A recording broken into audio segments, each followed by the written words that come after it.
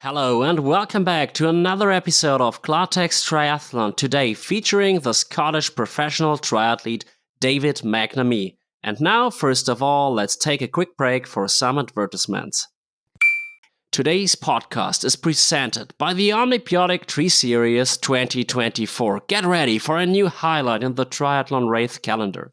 Following the great success of the OMNi-BiOTiC Upland Triathlon, which became a fixed event in the racing calendar with over 1,300 athletes in 2023, the series expands on August the 25th, 2024 with an exciting race in Graz.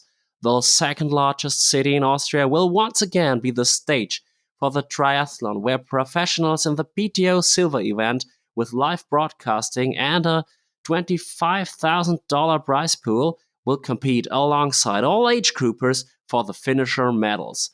Experience swimming downstream in the Moor River, cycling on a completely closed route through an idyllic landscape, and the half marathon in the heart of Graz. An unforgettable triathlon experience is guaranteed. Under the motto, by athletes for athletes, you, the athletes, take center stage. With fair entry fees, a fantastic event venue, exclusive goodies for all participants, and a lively after-race party, the OMNi-BiOTiC Graz Triathlon will be the highlight of the year. For our listeners, we have something special. Secure one of the 300 spots for both middle distance races at the combo price of only €300 while supplies last. And for your perfect race preparation, use the code Klartext20 for a whopping 20% discount on Omni Power Race Nutrition. Visit OMNi-BiOTiC.com and don't miss out on this offer. End of commercial break. Hello everyone and welcome back to another episode of Klartext Triathlon. Today we have a very special guest, the Scottish pro triathlete David McNamee. David, it's great to have you on the show. Hello, how are you? Hey, it's great to be here talking about triathlon, and I'm good. Just training away and getting ready for the season, which I believe starts in 5 weeks' time in Miami for the first PTO T100 event. That's right, and I already talked to Rico Bogan this week. He will race there. And I think before we really dive into our conversation, first of all, let's make sure that our audience gets to know you better. So could you please introduce yourself briefly? So I've been a professional triathlete for probably the last 15 years, I would say. I think we're entering my 20th season doing triathlon. So I've been around for a very long time. I'd say my two highlights have been I've been on the podium twice in Hawaii in 2017 and 2018, where I was third both times behind, Patrick, as I'm sure all your listeners know. And I'd say that sort of, from a sporting sort of context, that's sort of what you need to know about me. Personally, I am Scottish, but for the last almost 10 years, I've lived in Girona in Spain, which obviously over the last, especially the 2 or 3 years, has become a bit of a triathlon hotspot. It certainly wasn't like that 10 years ago. It was, a lot sort of quieter.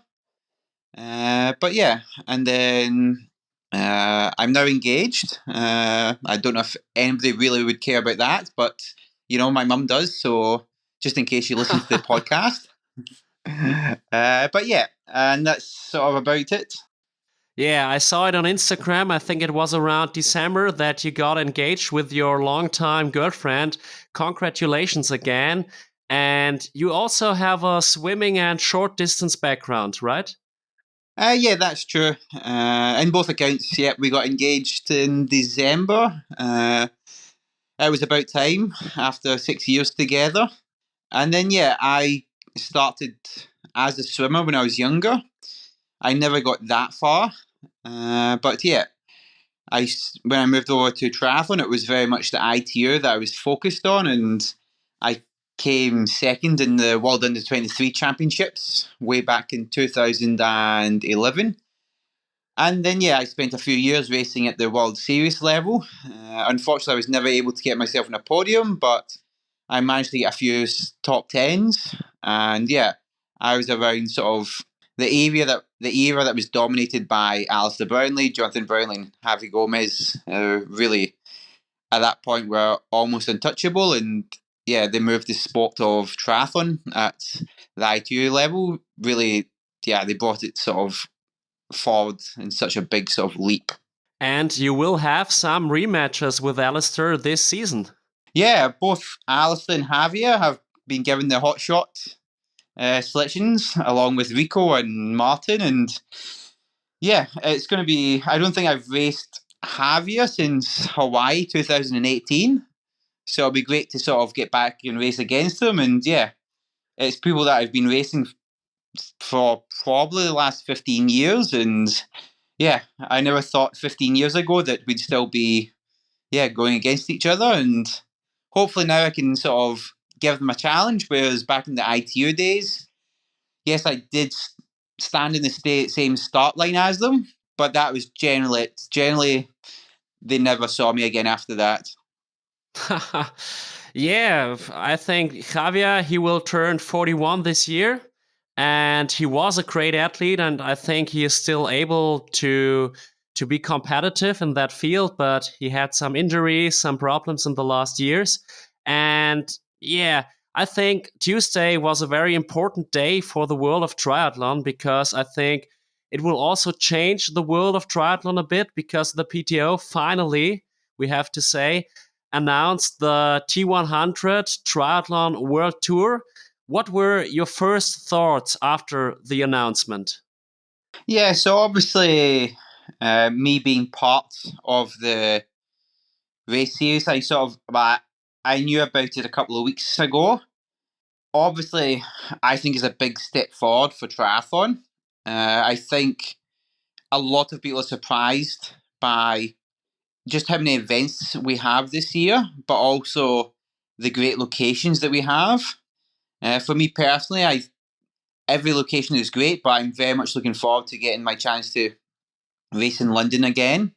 I actually did the London Triathlon maybe 14, 15 years ago. It used to be a very big event in the UK calendar for the professional athletes, and over the years it sort of came less and less. So now it's very much back as a focal point, and especially being British, we've obviously had the ITU World Series in Britain for the last 10, 12 years, I believe. You know, we had it in London Hyde Park and then moved to Leeds and then last year in Sunderland. But unfortunately, this year now, British Triathlon are no longer hosting a World Series event. So for me personally, to have a world class event taking place in Britain, it's a very special thing. So yeah, I think as you said, it's going to be game changing this year, and I think we're in for 8 very exciting races. Definitely, and I think it will be the most exciting season in triathlon we ever had, because we also have the Olympics, we still have Ironman World Championships in Nice or in Hawaii. Then we also have the Ironman 70.3 World Champs. But I also think that at least the strongest competitors have their focus now on the T100 Triathlon World Tour, because, for example, Lucy Charles, she decided to not defend her title in Nice and prefers to fully focus on the T100 Triathlon World Tour, what was really interesting for me. Yeah, very much so. I was surprised that Lucy decided not to defend her title. But it's down to her. It's down to what she decides she wants to do. And there could be many different reasons why she's not going to do Nice. And yeah, I think the T100 series really does provide a great alternative.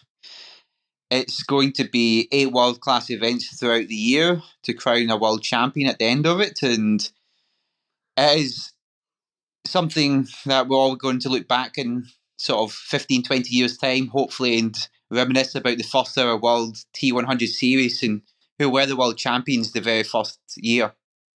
Yeah, it will be very interesting. And let's also talk about the stacked fields.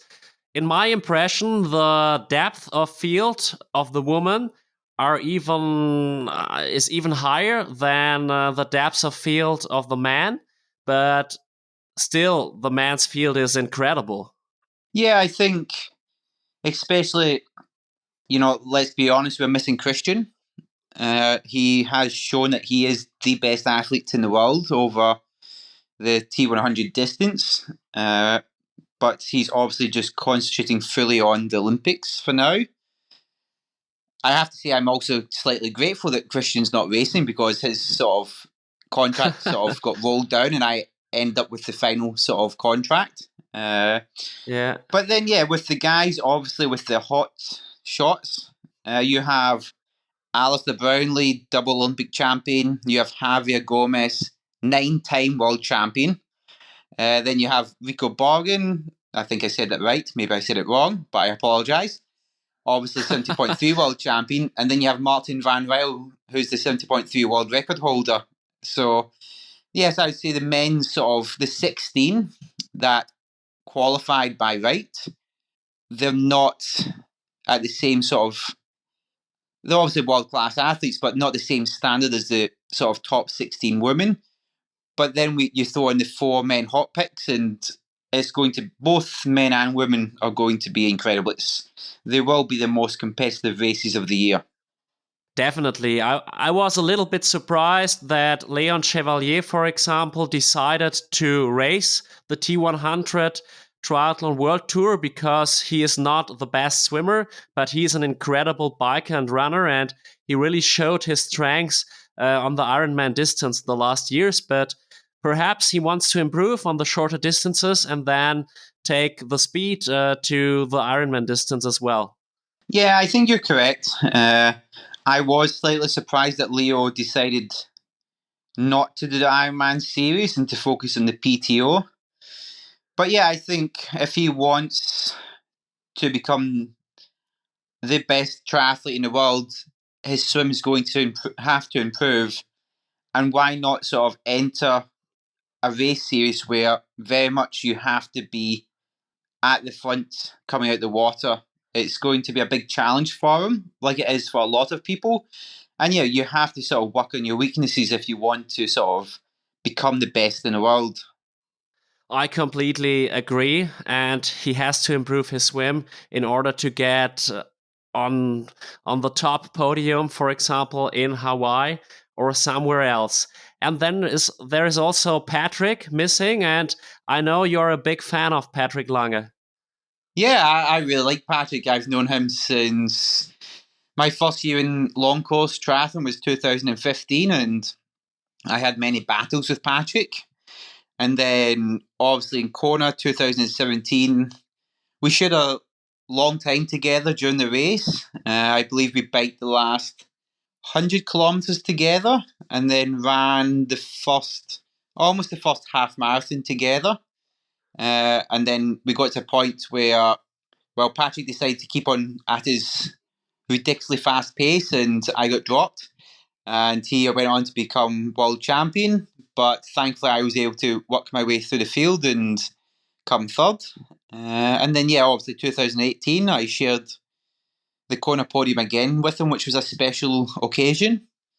So, yeah, I can fully appreciate why Patrick decided not to do the PTO T100. He's obviously, well, very much known for being an Ironman athlete. His efficiency is incredible. You see him, how he runs the last 10, 15 kilometers of a marathon. It's just poetry in motion. It's just really beautiful. I'm very envious of what he can do, but he knows his strengths and he's sticking to them this year and he's targeting the Ironman series. And I think you have to sort of put him down as the favourite. Definitely, and I think that his main focus is on Hawaii because I know he wants to win that race a third time. And last year in Nice, he showed how strong he is, especially a big improvement on the bike that I remarked, and then an incredible run again. I think he ran 2 hours 32 or something like that. So for him, it's definitely the right decision, because I don't think that he would have been able to win a T100 Triathlon World Tour race, to be honest. Yeah, and I agree. I think Nice was an incredible race. I think he showed a lot of the pros have known for the last 4 or 5 years that Patrick is actually a very good cyclist. He's just, I think, his running overshadows his bike. But in Nice, he showed how good a cyclist he was. Nice is very much a cyclist course, and I think he surprised a lot of people coming second. And you're looking towards Hawaii this year, and I would say Patrick has to be considered as one of the joint favourites, along with probably Magnus and Sam. Absolutely. And in general, Patrick is even stronger in Hawaii than in Nice. Yeah, very much so. I think he does incredibly well in the heat and humidity. He seems to be able to run the marathon as if he's just running, I don't know, in Germany or Austria. It's like the heat and humidity doesn't really affect him like it does a lot of other people. So yeah, it's a big advantage for him, and he just seems to be getting stronger and stronger each year, which is incredible. Because on the men's side, long course triathlon has got a lot younger over the last 4 or 5 years, but Patrick's the outlier who is still going extremely strong into his late 30s now. Definitely. He will turn 38 this year. And I think that's a perfect age, because Jan Frodeno won his last Ironman Hawaii in 2019, also at the age of 38. But let's come back to the T100 Triathlon World Tour. We already talked about the stacked field, but I think the T100 Triathlon World Tour also has a big impact on the whole triathlon world. What do you think are the consequences of the announcement of the T100 Triathlon World Tour for the whole triathlon landscape?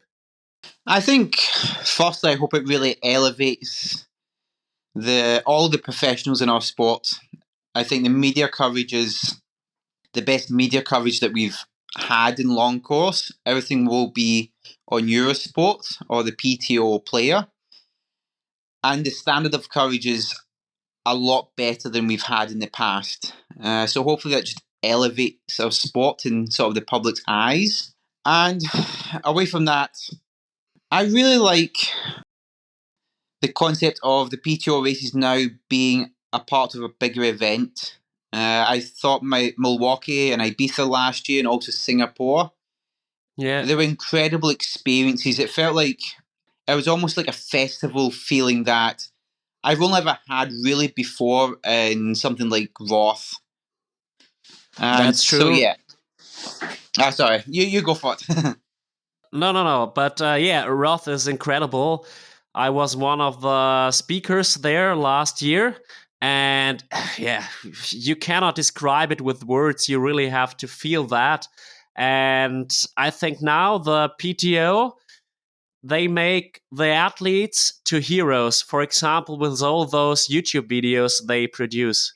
Yeah, for sure. And the media coverage, the media sort of people behind the scenes are working hard and promoting the professionals and really elevating us, and hopefully that carries forward and really helps sort of grow our sport within sort of the public sort of recognition. I think I'm very excited. I've not been this excited about a triathlon season for a very long time. So yeah, I wake up every morning with a little bit of extra spring in my step, and that's sort of me who's been in this sport for a very long time. So I can only imagine what sort of the younger athletes like Rico are feeling about sort of what's happening this year. It's something completely new, and Rico, I can tell you that he's really, really excited and keen to race in Miami. And then there is, for example, the Ironman 70.3 World Championships. It's just 2 weeks after the grand final. We don't know that at the moment, but yeah, I think probably the Ironman 70.3 Worlds will have a loss in importance. Yeah, I still think at the 70.3 Worlds we'll have an incredible race. Hayden Wild is already qualified. He's the hometown boy, and he's shown what he can do with 70.3. His race last year was incredible. But yeah, obviously there's so many. The T100 has 8 world-class events. We also have Hawaii or Nice this year. And then there's the 70.3 Worlds, also Challenge Roth. And I also say Frankfurt, because Frankfurt's also such a big, incredible event. But obviously it means that some of these races will maybe have a slightly weaker field, or at least there'll be more tired people on the start line, which I think it's always a balance between having as many world-class races as possible, but also what can the athletes' bodies handle. So it's about finding that sort of balancing act. But yeah, I think we're almost there with regards to sort of how many world-class events we can put on in a year in triathlon. Yeah, and Rico, for example, he wants to defend his title in Taupo for sure. But like you said, it's a very, very long season with around 6 to 8 T100 Triathlon World events. And of course, the body gets tired after such a long season. So perhaps we also have another big surprise at Ironman 70.3 Worlds. And on the other side, I also have the impression that the Ironman World Championships in Nice also have a lower importance now because, yeah, we already talked about Lucy, but I still think Hawaii is Hawaii and it will always be the race everyone wants to be part of. Yeah, I think that's Hawaii. Kona is Kona. It's where Ironman started. It's always going to be the biggest Ironman event in our sport. So yeah, Nice is a wonderful event. It's a great course. It's obviously a shame that Lucy has decided not to race. It maybe detracts a little bit from the professional women's side of things. But I still think you will have an incredible start line in Nice because at the end of the day, there's still a world title on the line. It's just a shame that they can't go up against the current champion to try and take it from her. That's true. I know that Daniela Reeve wants to have the title there. And after that, probably she will retire. I think Daniela will be incredible in Nice. If Daniela is the Daniela that we all know, 10-time world champion, I believe, one extra than Javier. So yeah, I remember Daniela winning 2019 70.3 Nice, and she dominated. Yeah, to be honest, I think Daniela would beat me on that bike course. Probably, but I also know that Anna Haug and Laura Philipp are very strong competitors. Yeah, definitely. They both are exceptional athletes. I think Anne, because St. George Ironman World Championships, they were not as mountainous as Nice, but it was still a very challenging bike course. And I think Anne was third. Yes. And then unfortunately, Laura I think she might have got COVID. She was definitely sick just before, so she couldn't race. Yeah, that's true. And some weeks later, she made almost the new world record on the Ironman distance in Hamburg. Yeah. And I actually, just thinking, I remember racing 70.3 Mallorca once, and she absolutely dominated the female event. I think she won by almost 10 minutes, and that's a very mountainous course. So, yeah, Laura is incredible in the mountains. So, I think you've just said the top three there in Nice, or maybe Kat Matthews too. I think those four are very much, yeah, who I'd pick to be on the podium. I completely agree, but coming back to you, we all know there are 8 events in the T100 Triathlon World Tour. Yeah, which events will you race? So right now, I'm definitely going to Miami. I booked my flights today, so I'm definitely going. Then yeah, after I'll go to Singapore. Then I will evaluate. Ideally, I would like to get to Kona this year as well, but I have to qualify. So I still need to decide which Ironman in Europe that I want to do. I will be in Europe because obviously after traveling to America and then to Singapore, I don't want to keep on doing international travel this whole year. So yeah, I will evaluate, but obviously London will be a very special event for me, so that's a definite. And then Ibiza is sort of, that's like a 30-minute flight for me, so I'll definitely be there. And then yeah, Dubai in the grand final. But yeah, I don't know whether I'll go to California or Las Vegas. Okay, yeah, Kona is 1 week after Las Vegas, if I'm right now. And I think that's probably difficult to be competitive in both races in Las Vegas and Hawaii. So let's see. But also, yeah, let's talk about Hawaii because Hawaii has plays a significant role in your life. You finished 2 times in third position in 2017 and 2018. So tell us more about what Hawaii means personally to you. So Kona for me, it's what I knew about triathlon really before I knew what triathlon was. I watched it as a kid, well, the highlights at least on TV, and I found it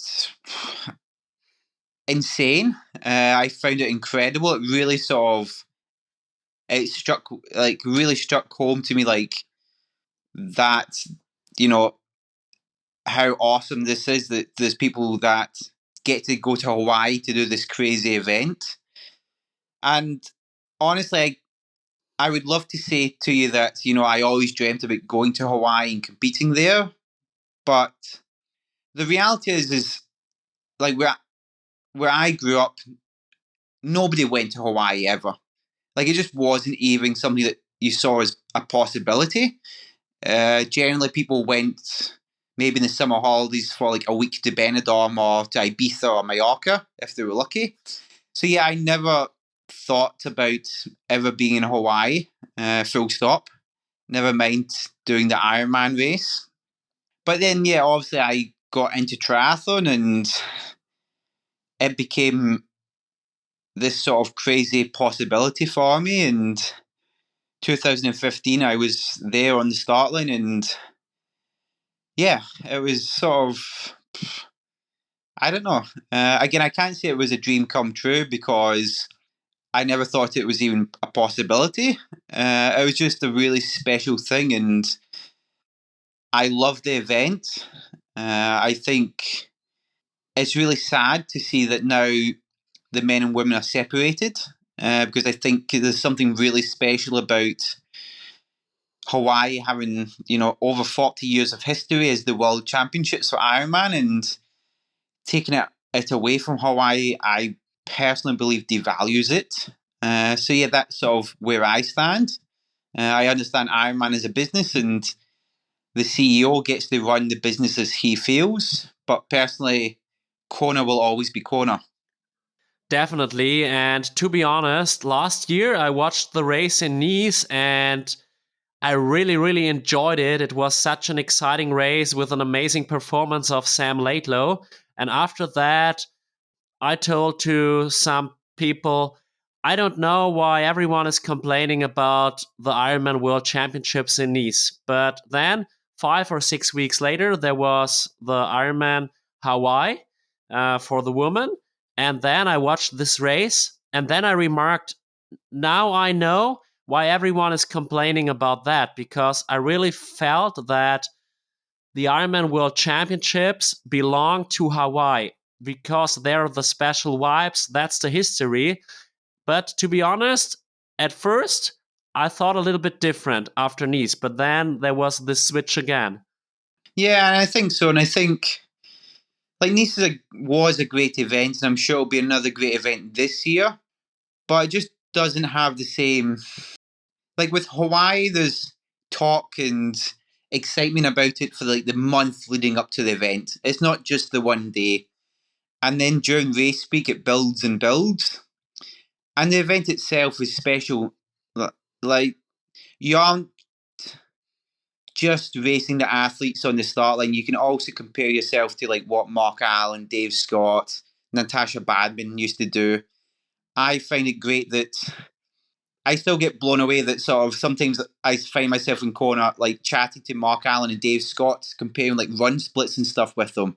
I Yeah. For me it's just like, you know, you get to meet guys that you grew up with watching on TV, and you know exactly what they went through because you're out there in the same course that they did, in the same conditions that they did. And it's that sort of special link and bond that you can have with anyone that's did Hawaii over the last 40 plus years. And we've lost that. I can completely understand you, and you even decided to not race Nice last year. What was the reason for it? So the biggest part is about 10 years ago, actually almost 10 years ago to the date, I had a really bad bike crash, and I ended up having to get 2 operations on my wrist to basically try and save the mobility of my hand, uh, which thankfully was a success, well, as far as it could be. But I was left with permanent nerve damage in my hand, uh, which still obviously, but it impacts my life every day. Every day I still have problems with my nerves. But yeah, I suppose in a sporting context, it just means that I get scared, or at least I have to be a lot more careful in the descents because my right fingers they don't react as quickly as they used to. There's a bit of nerve damage there that, yeah, it causes me problems on the descent. I think anybody that's rode with me, especially over the last 3 or 4 years, as it's got a little bit worse, knows how slow I am going down the hill. And yeah, I know the Nice course. I've rode it 3 or 4 times. I fully respect the Nice course. But I knew that that wasn't an event for me. I wasn't able to go on a start line and be competitive. And yeah, I never want to go to a race just to make up some numbers. I completely understand again. It would not have made any sense to race that with that depth of field. And how did you cope with this situation 10 years ago? Uh, I would love to say I coped with it very well, but yeah, there was a lot of hard moments. I After the first operation, I had maybe 2 or 3 weeks where my fingers were totally paralyzed. Nothing was broken in my fingers. It's just the nerves weren't working, and that was for me beyond scary. I was told that I would get some movement in my fingers back, but nobody could tell me how much. And I was, well, I was convinced my career was over. So was British Triathlon, actually. I got told my career was done.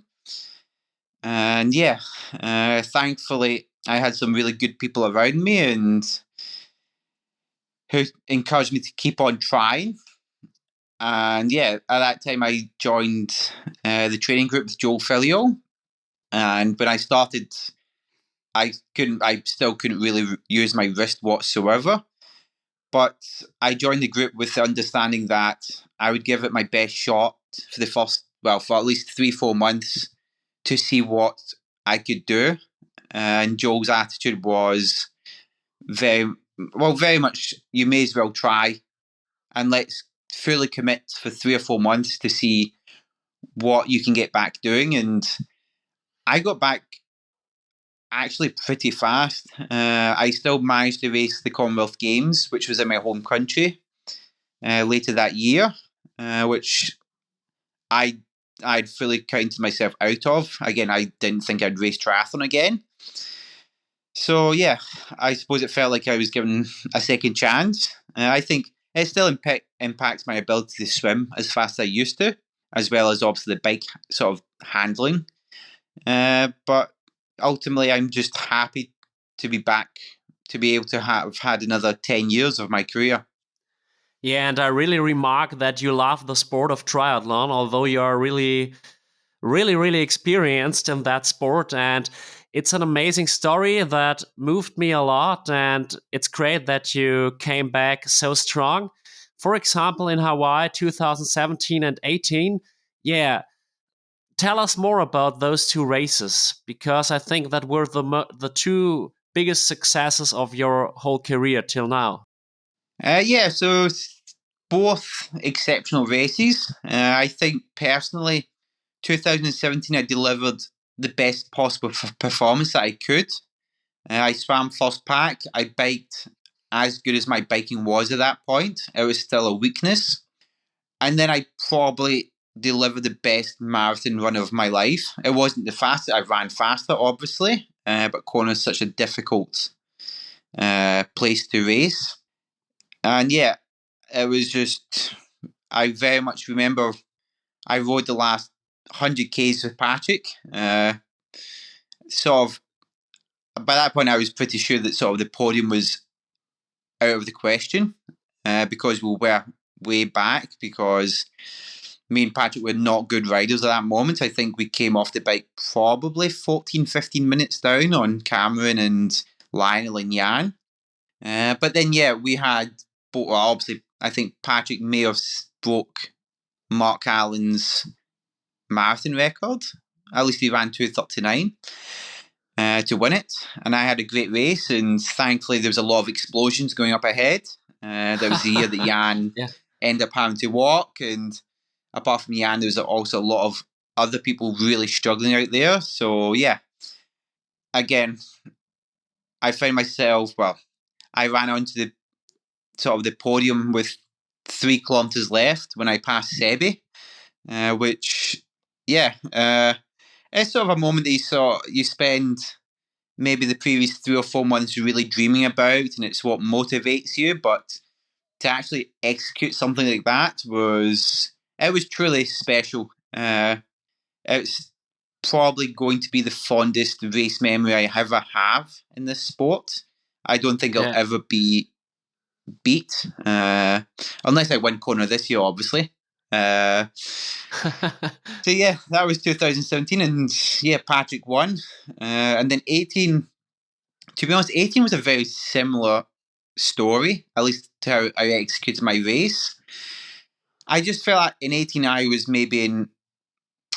never executed the race as good, in that in 17 I swam at the front pack, whereas at 18 I missed sort of the front little split, which I was disappointed in, and it sort of meant that I knew Patrick was in incredible shape in 2018, and it was going to be very hard to beat him. And I knew if I needed to, the only way to beat him was for me to swim the front group and him not to. And he never swam the front group, but I never did either. And that was my chance of beating Patrick. That was gone then.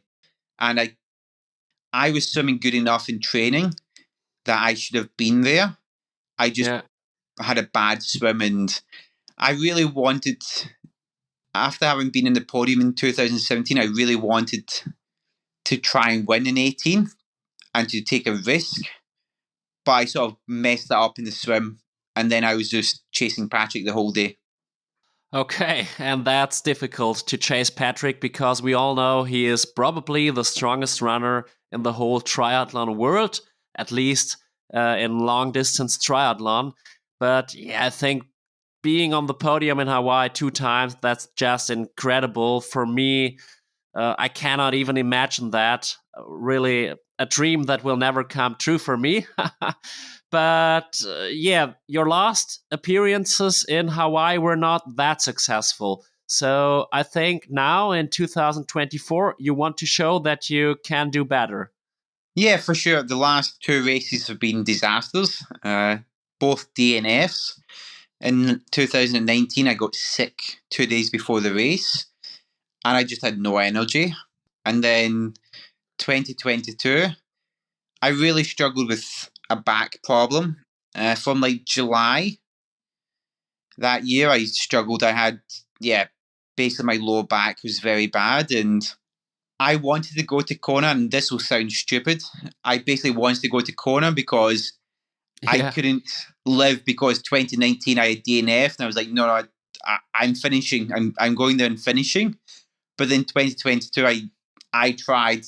I was in so much pain in the bike, and I got off and I ran about 12 or 13 kilometers, and I got to the point where I was starting to do real damage to my back. And I remember my fiance being there, and she was like, if you want, just walk to the end.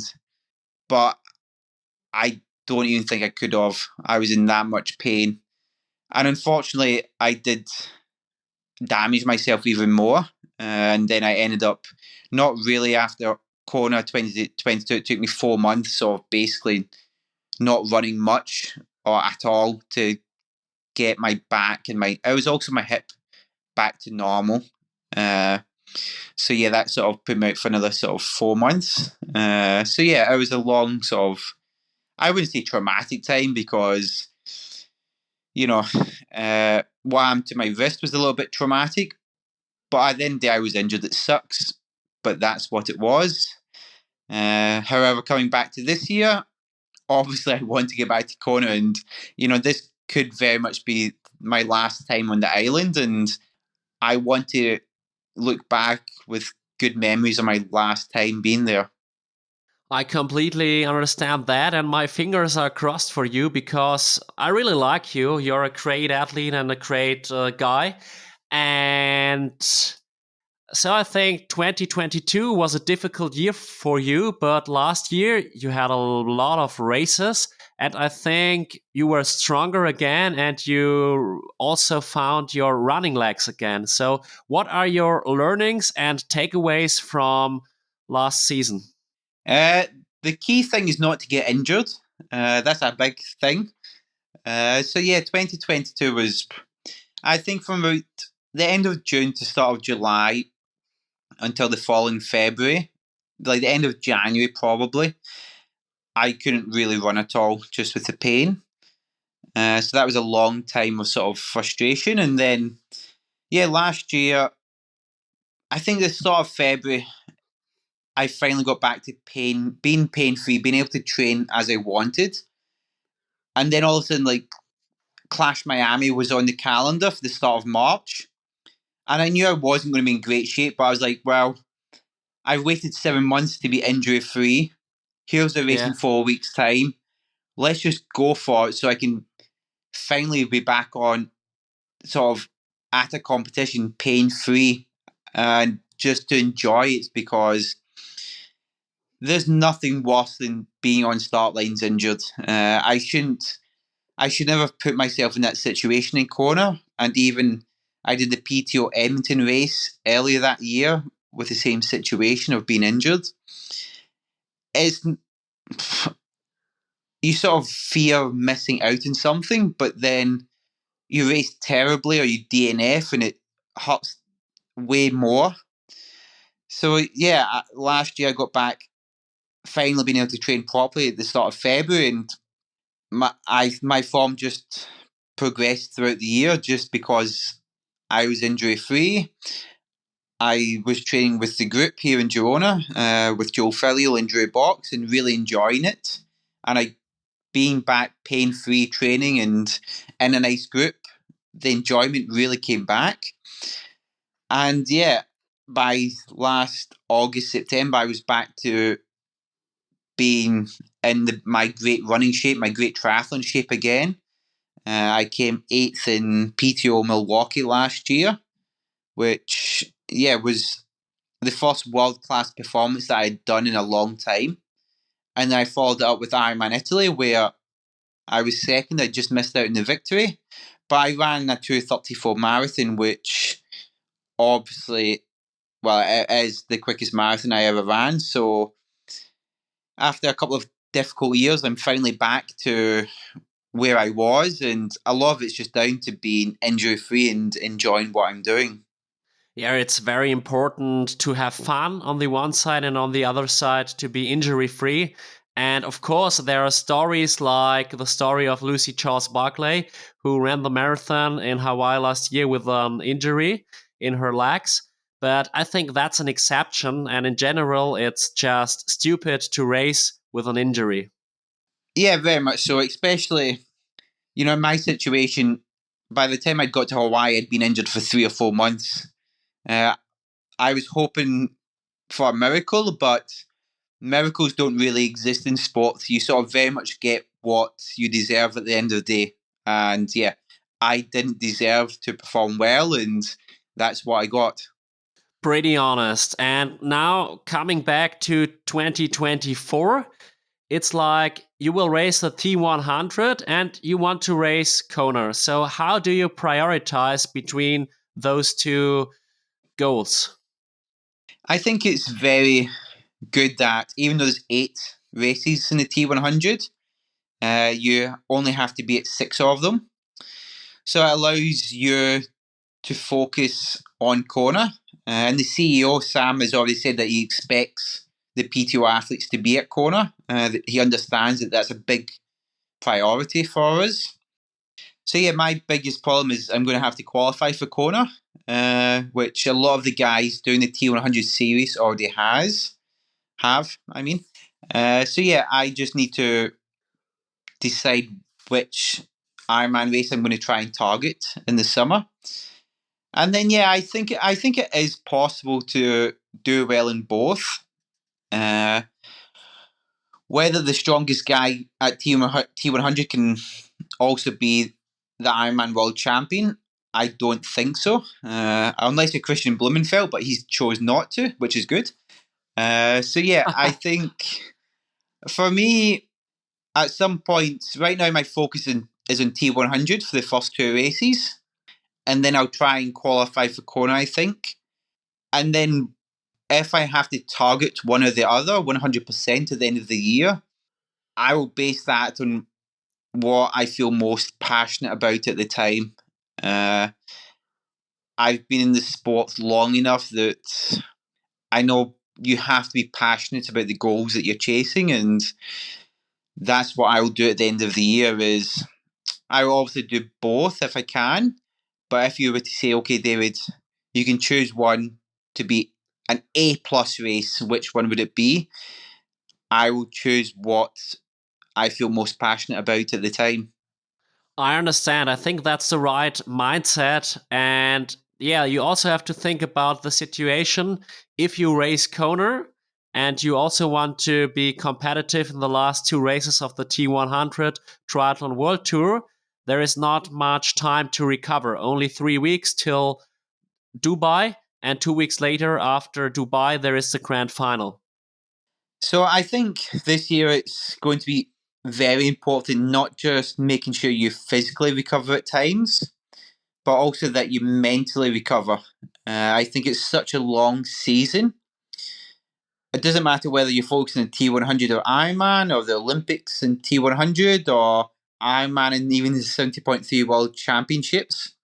We've got world class racing from the start of March to December.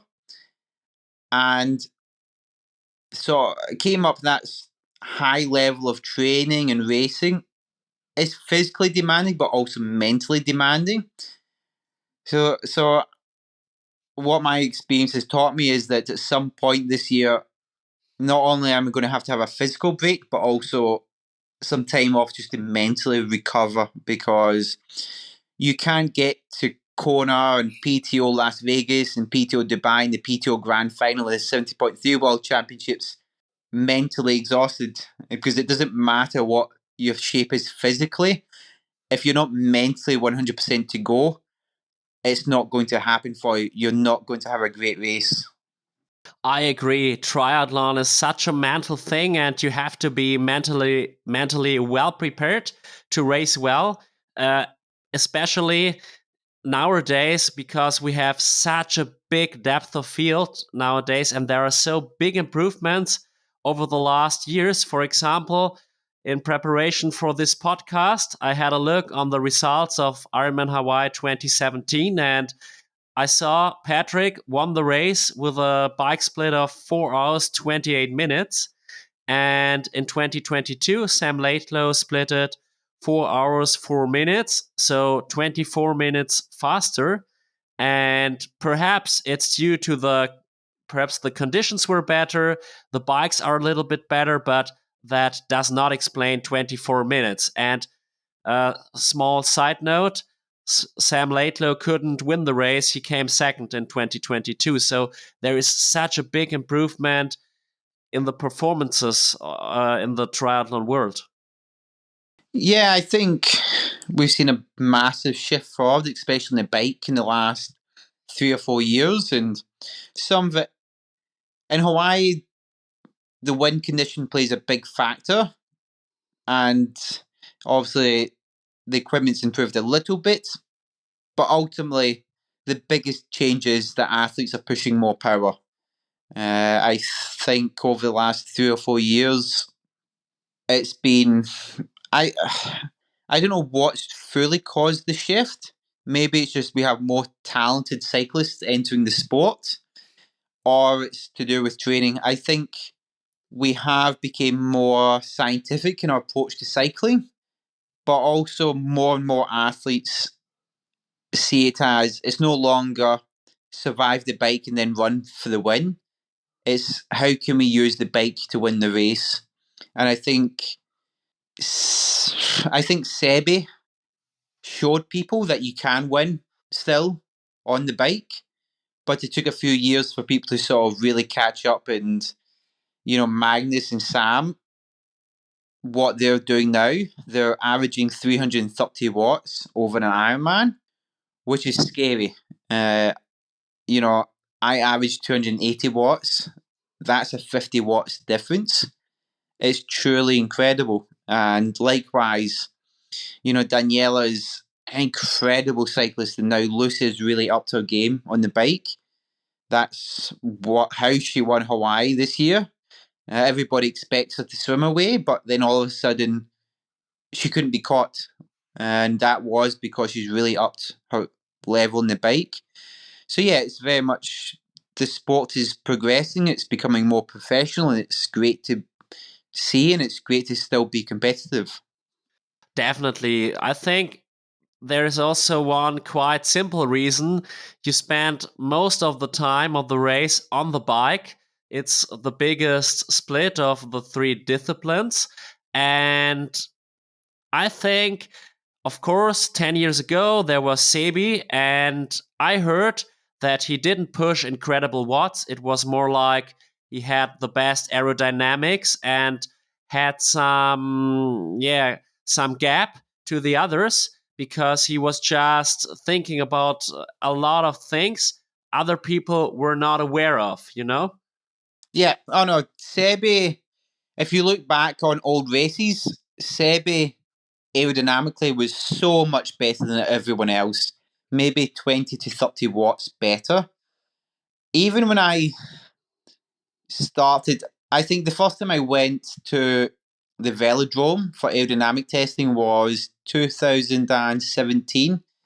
That was still very unusual at the time. Maybe apart from me, the only other athletes really doing it were the top Germans like Jan and Sebi and Patrick.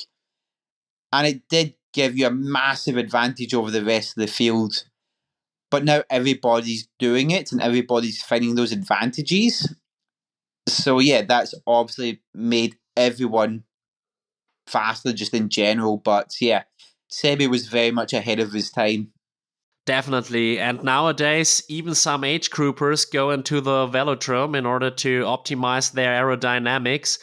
But I think 1 or 2 years ago, there were some people saying you cannot win a race on the bike anymore. But last year showed me that's definitely not true anymore because then we had Roth with those impressive wins of Daniela Rief and also of Magnus Ditlev. It was just incredible.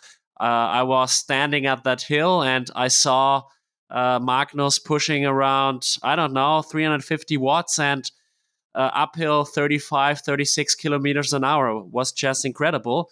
And then we also had the Ironman 70.3 Worlds with Taylor Knibb, Then Rico Bogan, he had a strong run, but he was also very strong on the bike. And only the first 6 people in T2, they had a chance to win the race in the end at the Ironman 70.3 World. So I think the bike split last year had a big impact on the race results. Yeah, and I think there's a couple of reasons for that. I think now, like in Roth, for example, it's just not Magnus by himself, it's Magnus with Sam working together to get as much time as possible and everyone else. You go back and it used to just be Sebi by himself. And then the year that 2017, that finally Sebi got together with Cameron and Lionel, and they just blew the race apart.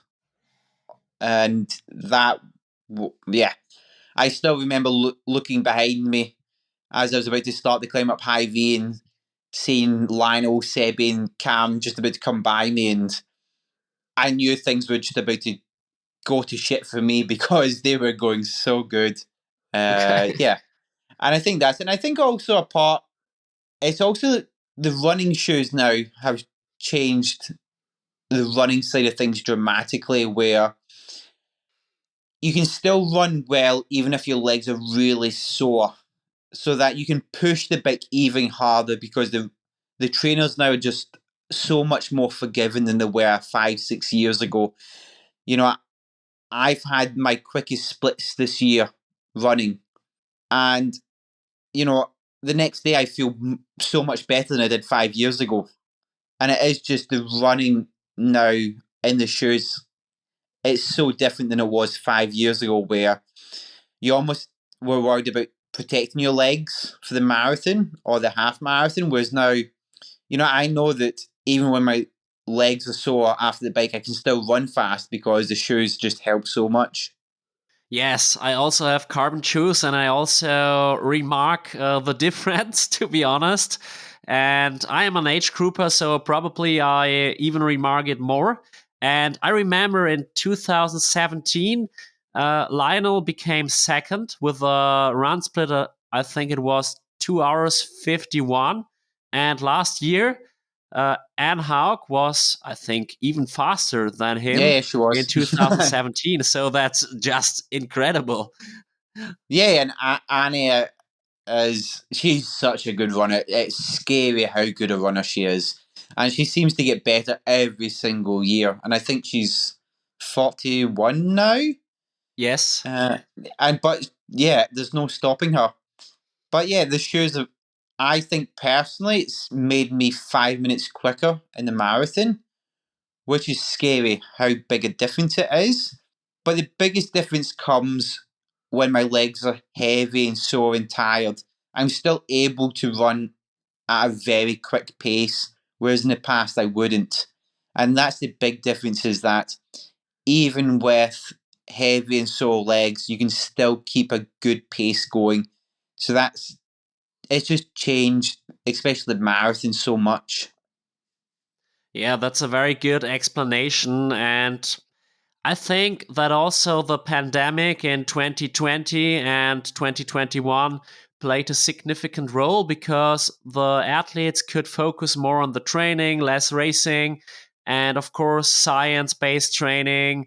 Yeah, better bike fittings, the carbon shoes. So, a lot of development that explain the big improvements, but I also think that the athletes in general became a bit stronger.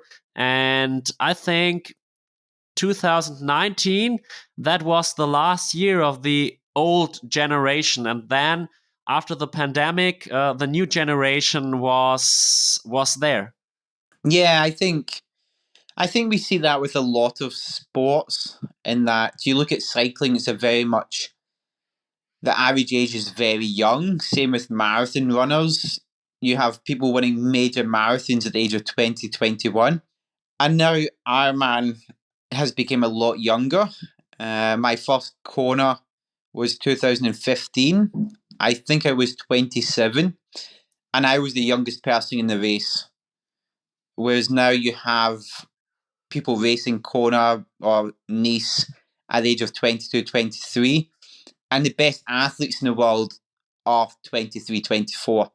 It's a massive change in the age, and I think a big part of it is during the pandemic, athletes could really have a think about what they wanted to do. But also, I think when I was younger, you used to always think if you did Ironman, it meant doing like these crazy training days of like 9 or 10 hours. You just assumed, you're doing ITU racing, you're doing 30 hours of training a week. If you do Ironman, you have to be doing 40 or 50 hours a week. It's like crazy. But then, now with Strava and social media, I just, now I do 30 hours of training a week. I do the same volume that I was doing the ITU. So all of a sudden, the ITU athletes now, they're like, well, there's not a big difference. Whereas I used to think, you can't do Ironman unless you're doing these massive training weeks of 40, 50 hours. And we had this sort of belief that you had to be old to do that. Whereas now, well, I'd say it's completely opposite. I say 20-year-olds can handle Ironman training better than me. A small side story. I am a neighbor of Faris Al Sultan in Germany because I live in Munich, and sometimes I go for a ride with him. And he told me about one training week of 58 hours, and he said, "Okay, that was too much." Yeah, yeah. And like, Cameron Brown used to do crazy hours and stuff. And I think we just all thought that's what you had to do. And when you're a young athlete, that just sounds scary. And yeah, now the reality is, no, you shouldn't be doing that.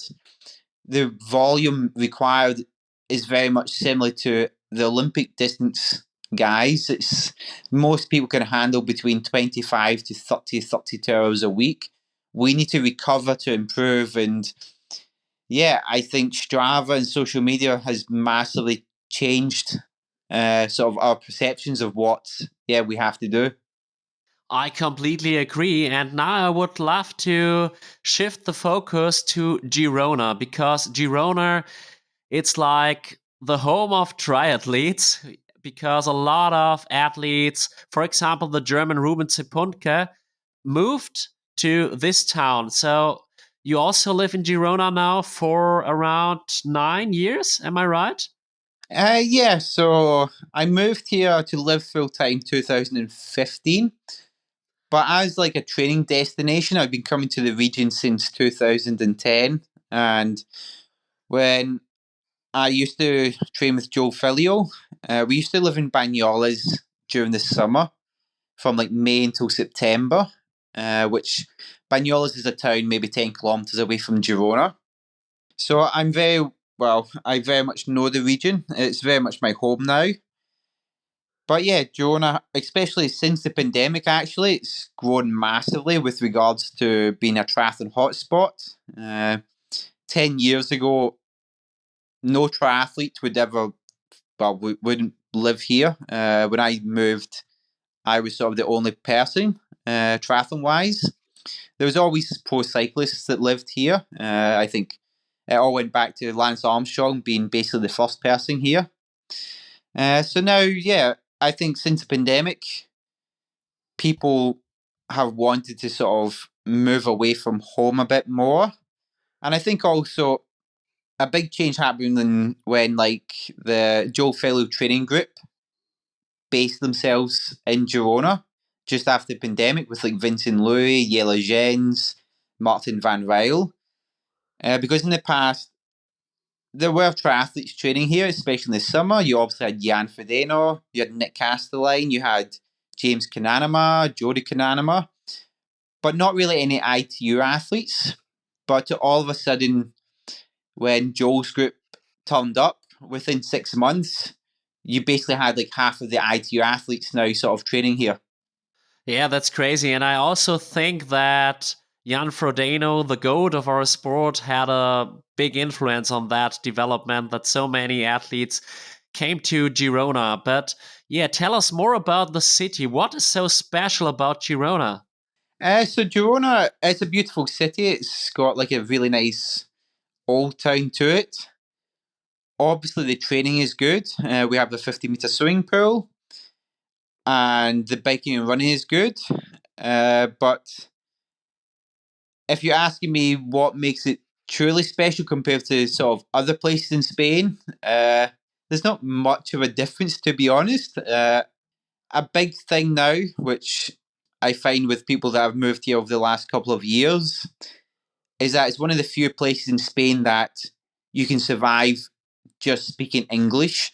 You don't actually have to learn Spanish or Catalan because now there's so many foreigners living here, especially in the old town, that basically you have your own sort of little community that speak only English, which I think is very reassuring for people when they're thinking about moving somewhere to live.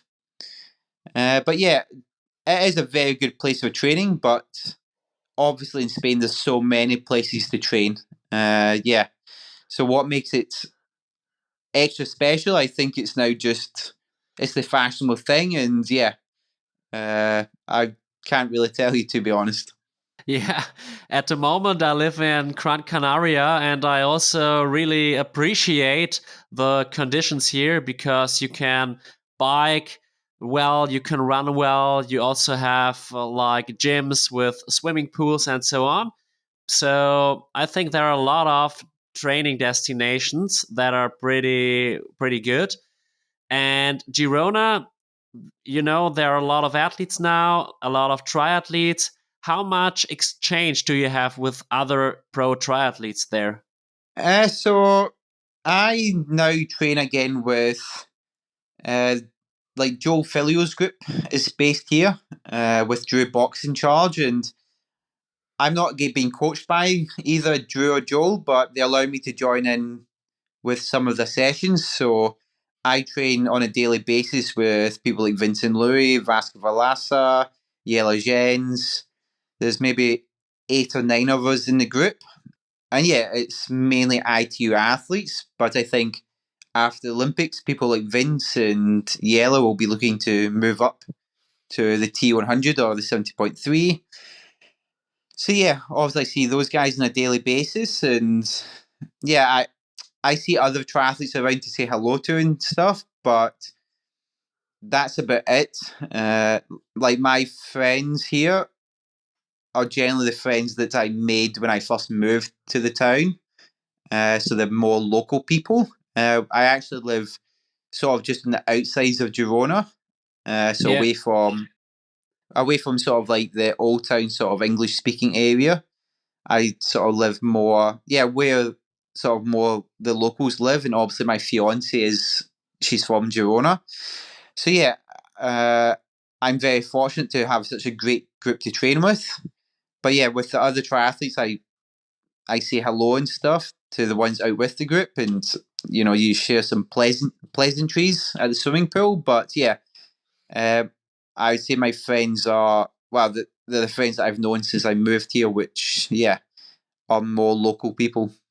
Yeah, I think that's good because you made Girona your new home a few years ago, and you can only be a full part of a country or a town if you get in touch with the locals. And I also remarked that here in Gran Canaria, you have a lot of contact with foreigners, but if you really want to be part of the local community, you have to go to the restaurants where the locals eat, for example, and not only stay within your bubble. So I think it's the right way that you choose.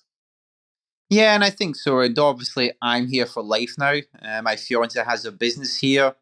Her entire family live within like a 5 kilometer radius. So yeah, I think a lot of triathletes move here, and they're here for 2, 3, maybe 4 years. So what they need from a location is maybe different from what I need, because this is a place that, well, I'm getting married here next year. It's where when I have children, it's where we will raise them. So it's a very what I need maybe from Girona is different from what the majority of the triathletes that come here need. Yeah, I see. And you also speak perfectly Spanish and Catalan, right? I would love to say perfectly. It should be perfectly by this point. I would say to understand, I have no problem understanding either language, either Spanish or Catalan. I'm much more comfortable speaking in Spanish. It's not perfect, but yeah, I'd say out of 10, I give myself maybe an 8 out of 10. Speaking Catalan, I can do it, but it's very hard and it's not worthwhile because obviously here everybody understands both languages.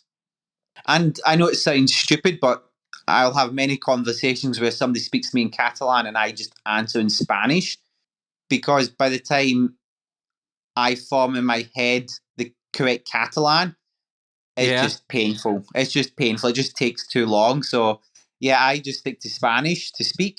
But yeah, it's still, I've been here for 8 years and honestly, see if the biggest problem is, and I know this is a terrible excuse, is when you grow up in a country where English is the first language, Yeah. you're terrible at learning other languages because, especially in the world of sport, you just expect everyone, all the other countries, to be able to speak English as well. And they generally do. Like in our training group, there's maybe between the coaches and the athletes, 10 of us. Sometimes other athletes come in to make it like 14, 15. The group's language is English, even though there's maybe only 3 or 4 natural English speakers. But that's just sporting world. And yeah, it's just meant that it's my excuse for being terrible at learning languages and why it's taken me 8 years to be able to like be good at Spanish. Whereas I should be fluent. It's by this point I should be world perfect in both Spanish and Catalan. And I'm sure if you lived here, you would be world perfect in Spanish and Catalan by now. And yeah, it's just one of these things that I'm slightly ashamed about. I don't know, but I have a group of friends here in Gran Canaria, and they are from different countries like Italy, Germany, France, Ireland, and so on. And the Irish girl, I told her, "Oh, my English is not the best. I'm very apologetic about my English." And then she told me, "Oh no, your English is almost perfect. I'm not able to speak another language than English." And then I thought, okay, perhaps my English is not that bad. But yeah, it's like you said, English is. The language of the foreigners. It's the world language. That's the big point. Oh no, no, very much so. And that's why when I first moved here, I that's why I had to learn Spanish because English wasn't that well known, that well sort of spoken here in Girona, but it has improved massively over the years. But I'm just grateful that when I moved here, that English wasn't spoken perfectly, because then I actually went out my way to learn Spanish and Catalan. Because I'm sure, like, I have many sort of friends that have moved here over the last 3 or 4 years that, you know, they've not learned a word of Spanish or Catalan because they don't need to. Yeah. Yeah, like some of the guys in the training group, you know, they've not, they aren't planning to live here all their life. So what's the point for them to learn it? Yes, I see. I mean, you can learn it because it's never a disadvantage to know another language because it helps to communicate with more people in the world. But yeah, it's their own decision. But now I would say, last question from my side: when will you marry, and what are the plans for the marriage? Well, so this is. I've realised since I got engaged that marriages in Spain are a lot bigger than in Britain. They require a lot more preparation. So yeah, 5th of July 2025 is the date, which, I have to be honest, I had thought about doing Roth next year, but now they've just announced Roth to be the day before my wedding. So I don't think I'll be there. Sadly, Oh, Felix won't move the date for me. So yeah, no Roth for me. I think I said that wrong. It's Rot. How do you say Roth in German? Rot, rot. Rot. Sorry. Uh, so no, the wedding's next July, and yeah, a part of it is I want obviously my family to be there, and we have so many children in my family that we have to wait for the summer holidays. So yeah, my family will come, and yeah, the wedding takes place just outside of Girona, and yeah, it's going to be like a 3-day event because they do weddings properly here in Spain. So it's not in the UK. It's usually like an afternoon, but we have 3 days of activities planned. So it's going to be a special day and special 3 days. And obviously, there's going to be different languages going on, and my family don't speak Spanish or Catalan, and my partner speaks English, but the majority of our family don't. So it's fine. There'll be enough alcohol and things going on and great memories being made that people won't. At the end of the day, you can always communicate without it being perfect, with your even just hand gestures, how you sort of are with your posture and how you just sort of, I don't know how to describe just how you interact with others is almost just as important as what you say.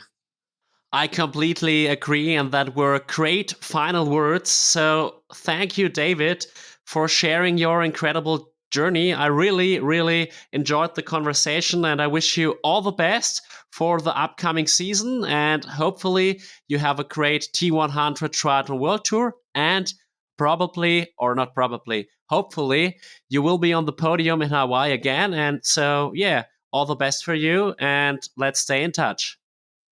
Thank you very much, and thank you everyone for listening. I hope my English was okay to understand. The Scottish accent is probably the hardest English to understand, so if you've understood at least 90% of what I said, then it's like you're perfect in English.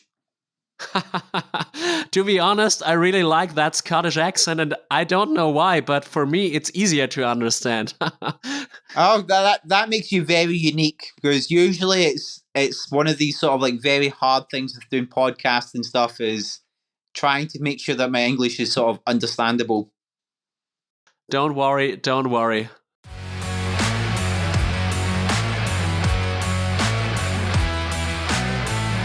I hope you enjoyed today's episode with David McNamee as much as I did.